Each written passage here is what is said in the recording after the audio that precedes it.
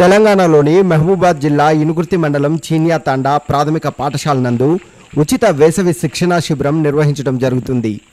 ఎన్ఎఫ్హెచ్సి machine విద్యా విజ్ఞాన్ ఆధ్వర్యంలో వనవాసి గ్రామీణ పాఠశాల విద్యార్థులకు ఇట్టి శిబిరం నిర్వహించడం జరుగుతుంది. This bouquet has made up with natural resources available surrounding of our school and our village.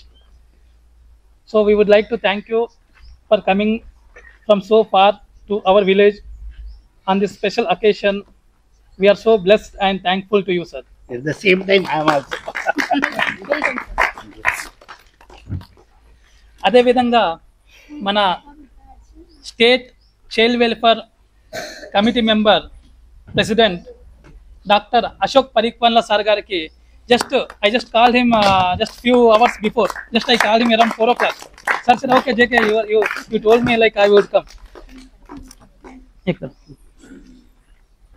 Sir, thank you so much, sir. శిబిరం కార్యక్రమాల్లో భాగంగా విద్యార్థులకు గణితం, సైన్స్, జనరల్ నాలెడ్జ్, స్పోకెన్ ఇంగ్లీష్తో పాటుగా క్రీడలు, మానసిక వికాసానికి సంబంధించిన క్రమశిక్షణ, దేశభక్తి, వ్యక్తిత్వ వికాసం వంటి అంశాల్లో కూడా శిక్షణ అందిస్తూ ఉన్నారు. దీనిలో భాగంగా మే నెల 3వ తేదీ నాడు గౌరవ వక్తలుగా హైకోర్టు న్యాయవాది, జాతీయవాది, విశ్లేషకులు శ్రీ సౌమిత్రి లక్ష్మణాచారి గారు, రామకృష్ణ మఠ్ వరంగల్ బాధ్యులు శ్రీ విష్ణువర్ధన్ రెడ్డి గారు, సామాజికవేత్త డాక్టర్ పరికిపండ్ల అశోక్ గారు విద్యార్థులకి మార్గదర్శనం చేశారు. డౌట్ ఉందా ఎవరికన్నా? లేదు కదా. విద్యార్థులు అంటే ఎట్లుండాలి? డిసిప్లిన్ అంటే నడుము నిటారుగా పెట్టాలి. ముసలోళ్ళు అయితే ముందడికి బెండ్ కావచ్చు. ఇక్కడ ఈ పాప చేతులు కట్టుకొని ఉంది కదా, నీ పేరేంటి తల్లి? అనుష. ఏ క్లాస్ చదువుతున్నావు? 8th క్లాస్ అయిపోయి 9th క్లాస్కి ప్రమోట్ అయింది. సో అనుష ఎట్లా కూర్చుందో అట్లా కూర్చోవాలి మనం. అంత నడుము నిటారుగా పెట్టాలి. ఎందుకంటే నడుము స్ట్రైట్గా కనుక ఉంటే మనకి మన మెదడు కూడా చురుగ్గా ఉంటుంది. ఎన్ఎఫ్హెచ్సి కార్యకర్తలు జయకృష్ణ, అనిల్ అనుసంధానకర్తలుగా ఈ శిబిరానికి వ్యవహరిస్తూ ఉన్నారు. 2010లో NFHC foundation nations first human chain foundation ఒక జాతీయ చారిటబుల్ ట్రస్ట్గా నమోదు కాబడింది. టెలికమ్యూనికేషన్ రంగంలో సీనియర్ శాస్త్రవేత్త, ఎన్ఐటి వరంగల్ పూర్వ విద్యార్థి అయిన శ్రీ ఎం మోహన్ స్థాపించారు. పేద విద్యార్థులకు జ్ఞానాన్ని పంచే ఒక చిన్న ప్రయత్నంగా ప్రారంభమైన ఈ ప్రయాణం ఇప్పుడు నీడీ, నేచర్, నేషన్, 3N అనే 3 మూల్యాలపై ఆధారపడి దేశవ్యాప్తంగా ప్రభావవంతమైన ఉద్యమంగా విస్తరించింది. మంచి చక్కటి గాడుపు మాకు దొరక సిటీలా ఏం దొరుకుతుంది? ఎక్కడైనా పొల్యూషన్. కానీ ఇక్కడ మీరేంటి స్వచ్ఛమైనటువంటి ఒక గాడుపు, మంచి వేప చెట్టు కింద కూర్చున్నారు. అక్కడ ఒక వేప చెట్టు ఉంది, పక్కన మామిడి చెట్టు ఉంది, చాలా మంచి కూర్చున్నారు. నేను ఒక 4-5 విషయాలు చెప్తాను. ఈ 4-5 విషయాలు కనుక మనం నేర్చుకుంటే జీవితంలో జయకృష్ణ గారు ఏ విధంగా ఎదిగారో, బుకే అనిల్ గారు ఏ విధంగా ఎదిగారో, అంటే ఎన్ఐటీలో చదువుకుంటున్నారు.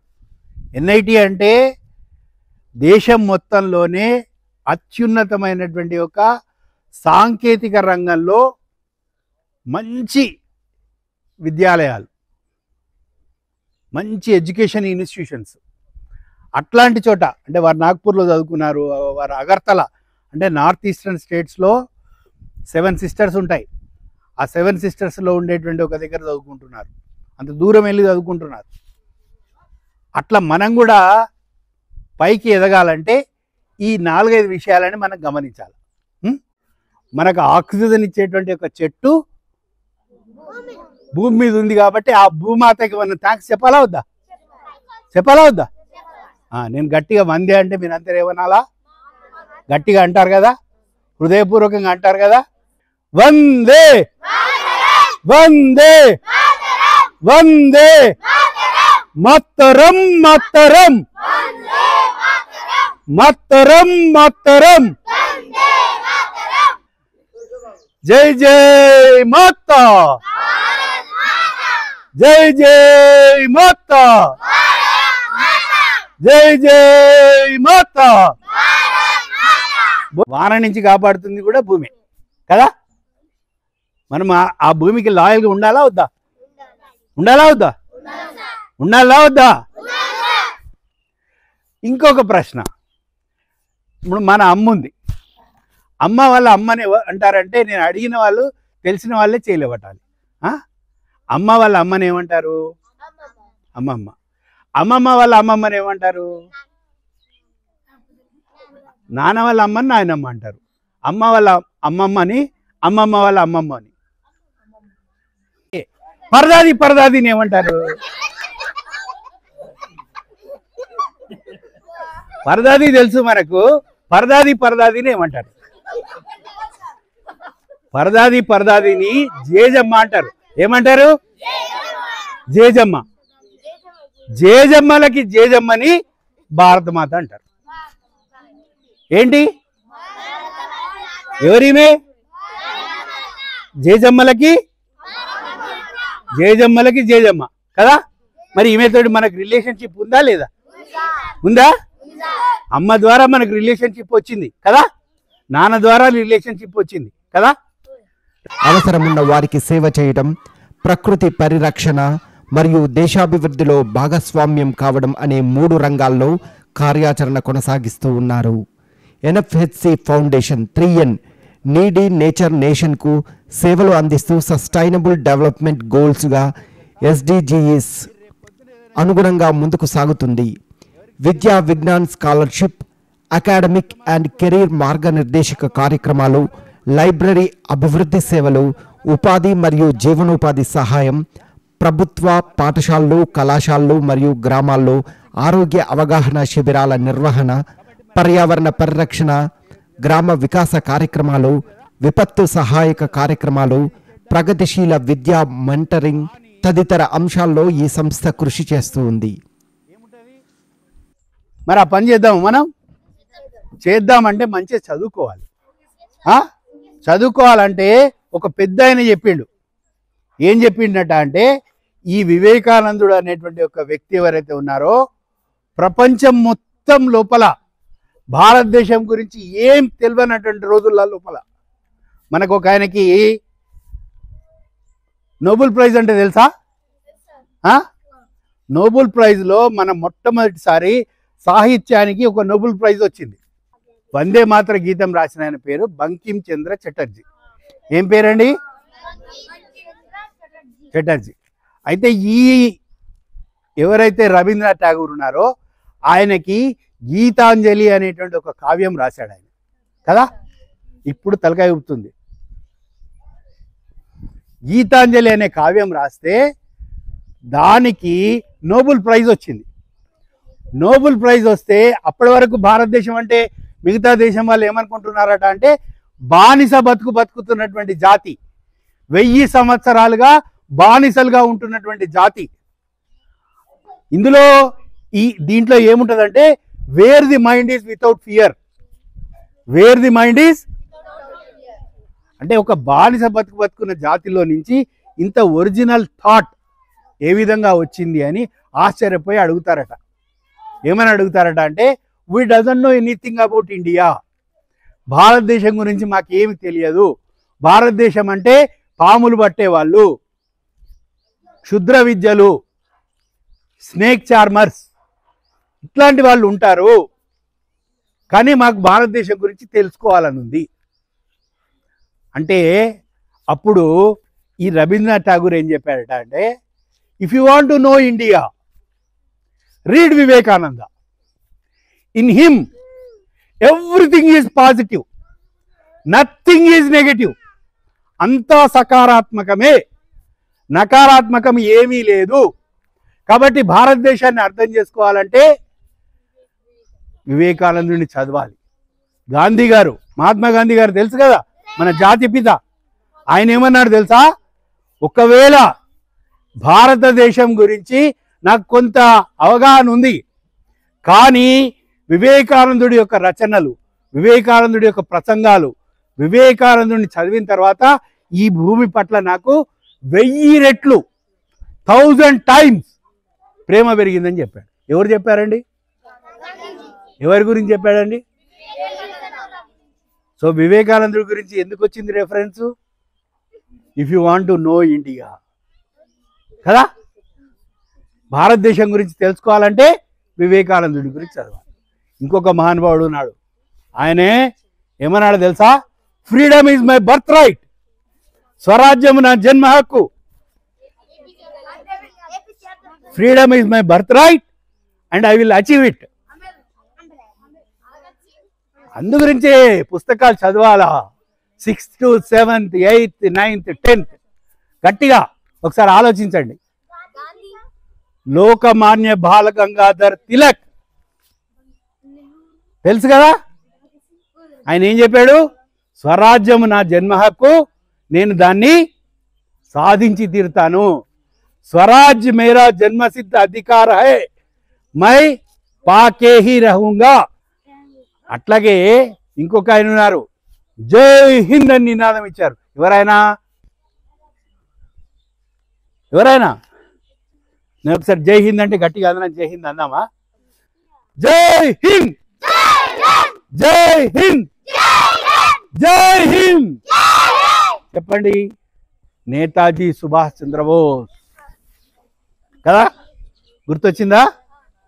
ముझे खून दो मैं तुझे ఆజాదీ దిలావుగా. మీ రక్తాన్ని ధారపోయండి, నేను మీకు స్వేచ్ఛ స్వాతంత్రాలు ఇస్తా అన్నాడు. ఎవరైనా మీ రక్తాన్ని ధారపోయండి, నేను మీకు స్వేచ్ఛ స్వాతంత్రాలు ఇస్తా అన్నాడు.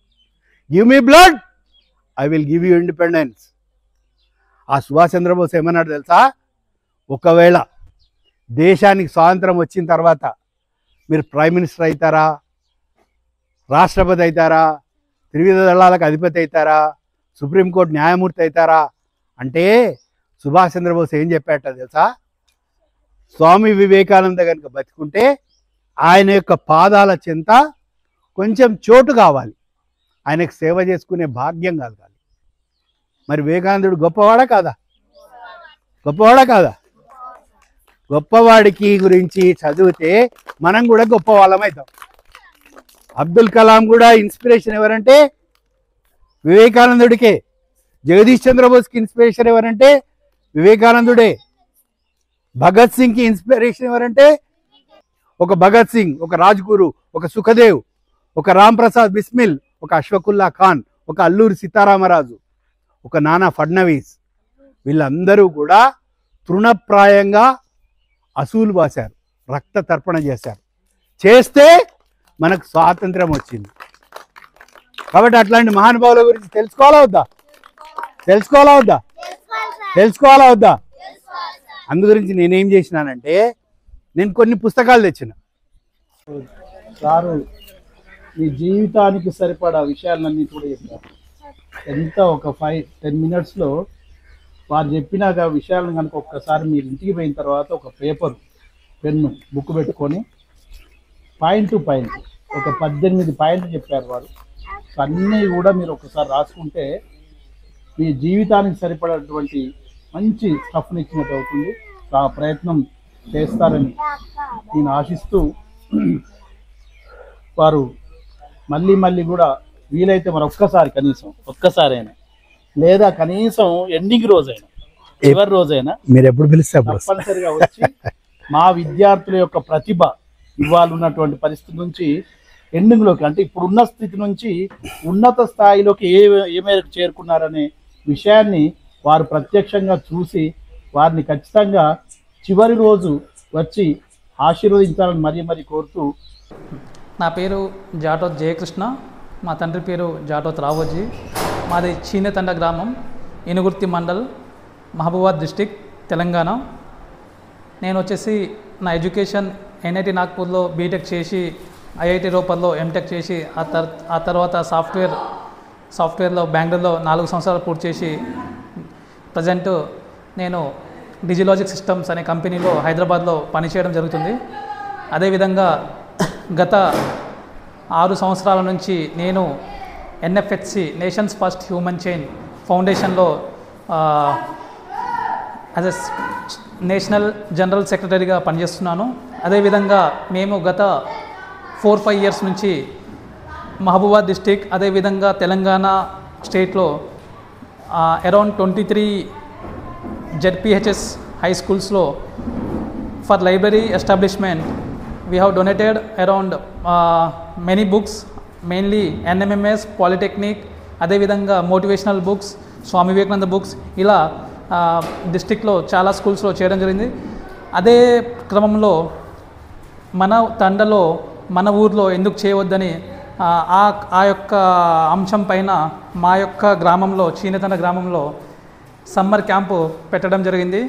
దీని మెయిన్ ఉద్దేశం ఏమిటంటే గ్రామంలో ఉన్న విద్యార్థులకి అదేవిధంగా సిటీస్లో ఉన్న విద్యార్థులకి ఆ యొక్క గ్యాప్ను ఫిల్ చేయడానికి రేపు భవిష్యత్తులో బయటికి వెళ్ళి చదవడానికి మధ్యలో మనకు బేసిక్ కమ్యూనికేషన్ ఇంగ్లీష్ అదేవిధంగా basics in physics maths chemistry ఈ ఫిల్ చేయడానికి మెయిన్ బేసిక్స్ మీద మేము సమ్మర్ క్యాంప్ పెట్టడం జరిగింది. సో సమ్మర్ క్యాంప్ ఫోకస్ వచ్చేసి spoken English grammar, mathematics, physics, chemistry మీద ఫోకస్ చేసి 3వ తరగతి నుంచి 12th స్టాండర్డ్ పిల్లల వరకు మేము ఈ సమ్మర్ క్యాంప్ నడపడం జరుగుతుంది. This programme is for 33 days. We have started on 27th April 2025 in Chinathanda. On the inauguration day మాకు డిఓ గారు అదేవిధంగా డాక్టర్ అశోక్ పరిక్వన్ల సార్ గారు అదేవిధంగా మా యొక్క ఎన్ఎఫ్హెచ్సి ఫౌండర్ మోహన్ సైంటిస్ట్ గారు కూడా రావడం జరిగింది. అదేవిధంగా మేము ఇప్పుడు ఇది ఒక వారం పూర్తి చేయడం జరిగింది. చదువుతో పాటు కొంచెం మన పిల్లలకి మోటివేషన్ అదేవిధంగా కొన్ని మంచి సందేశాలు అందజేయాలనే ఉద్దేశంతో మేము ఈరోజు స్వామి వివేకానంద సేవా సమితి వరంగల్ సార్ వారిని ఆహ్వానించడం జరిగింది. వాళ్ళు మా యొక్క ఆహ్వానం మేరకు ఇక్కడ వచ్చి తండలో ఒక పెద్ద కార్యక్రమాన్ని పిల్లలకు స్వామి వివేకానంద యొక్క ఉద్దేశము, జీవిత సారాంశము, జీవితంలో మనము చదువుతో పాటు ఏవైతే అంశాలు మనకు ఉండాలో వాటి అంశాలపైన సారి వాళ్ళ క్లుప్తంగా వివరించడం జరిగింది. So till now and in upcoming weeks will be focusing on spoken English అండ్ అదేవిధంగా ఇతర మోటివేషనల్ క్లాసెస్ పైన కూడా ఫోకస్ చేయాలనుకుంటున్నాం. Thank you so much sir. ఆ వివేకానందుడు ఏం చెప్పాడంటే ఈ భూమిని ప్రేమించమని చెప్పాడు. ఏం చెప్పిండండి? ఈ భారతమాతను ప్రేమించండి, మన తల్లిదండ్రులను ప్రేమించండి, మన సార్లను ప్రేమించండి, మన ఊరికి పేరు తేయండి, మన తండాలకు పేరు తేయండి అని చెప్పాడు.